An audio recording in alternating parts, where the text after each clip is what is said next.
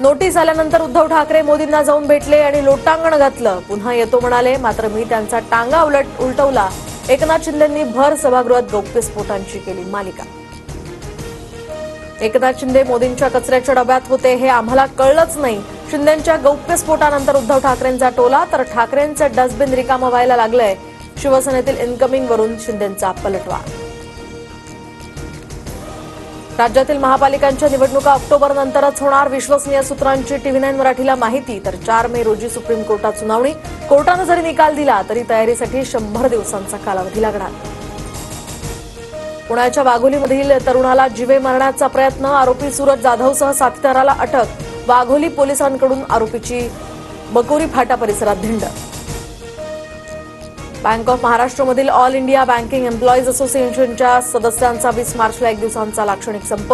दरम्यान कर्मचारी भरतीची यातनं मागणी.